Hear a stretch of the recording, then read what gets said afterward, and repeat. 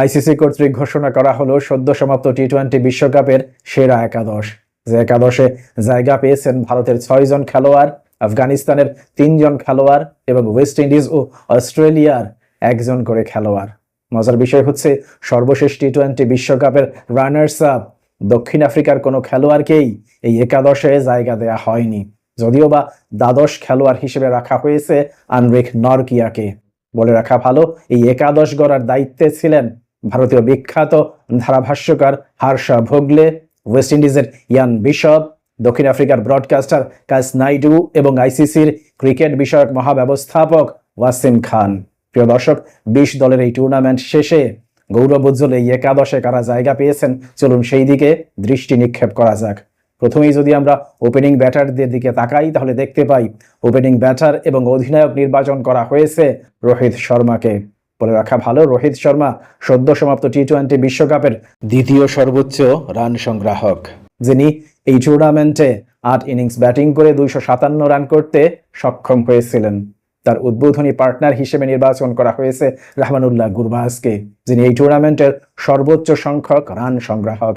রাহমানুল্লাহ গুরবাজ 3টি 50 সহ মোট 281 রান করতে সক্ষম হয়েছিলেন।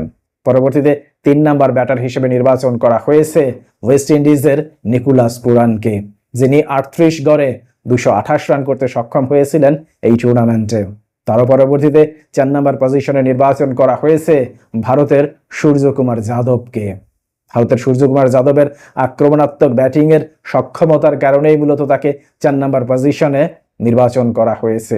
আমরা দেখতে পেয়েছি এই টুর্নামেন্টে সুপার 8-এ আফগানিস্তানের বিপক্ষে তিনি 28 বলে 53 রানের একটা দুর্দান্ত ইনিংস খেলেছিলেন এবং মহা গুরুত্বপূর্ণ সেমিফাইনালে ইংল্যান্ডের বিপক্ষে 36 বলে 47 রানের একটা দুর্দান্ত এবং আক্রমণাত্মক ইনিংস খেলে দলের জয়ে বড় ধরনের ভূমিকা রেখেছিলেন।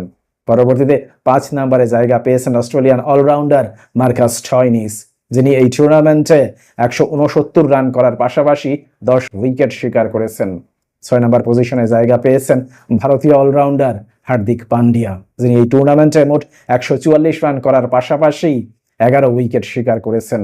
পরবর্তীতে 7 নম্বর পজিশনে জায়গা পেয়েছেন ভারতের বাহাতি স্পিনিং অলরাউন্ডার অক্ষর প্যাটেল, যিনি এই টুর্নামেন্টে দুর্দান্ত করেছেন ভারতীয় ক্রিকেট দলের হয়ে, যিনি ফাইনালে 47 রানের একটা দুর্দান্ত ইনিংস খেলেছিলেন এবং সেমিফাইনালে ইংল্যান্ডের বিপক্ষে 23 রানের বিনিময়ে 3টি উইকেট শিকার করার মধ্য দিয়ে প্লেয়ার অব দ্য ম্যাচ নির্বাচিত হয়েছিলেন।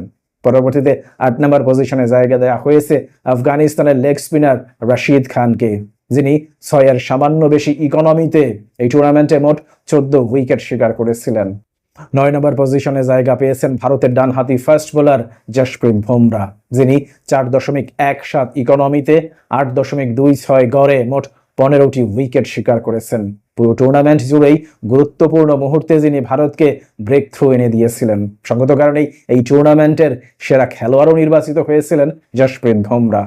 পরবর্তীতে 10 এবং 11 নম্বর পজিশনে যথাক্রমে জায়গা পেয়েছেন ভারতের বাহাতি ফাস্ট বোলার আর্শদীপ সিং এবং আফগানিস্তানের বাহাতি ফাস্ট বোলার ফজল হক ফারুকি।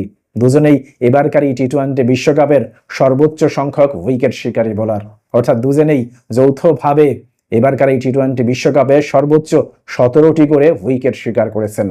এবং শুরুতেই যেমনটা বলছিলাম, দ্বাদশ খেলোয়াড় হিসেবে নির্বাচন করা হয়েছে দক্ষিণ আফ্রিকার ডানহাতি ফাস্ট বোলার আনরিক নরকিয়াকে, যিনি এই টুর্নামেন্টে 6-এর কম ইকোনমিতে মোট 15 উইকেট শিকার করেছেন।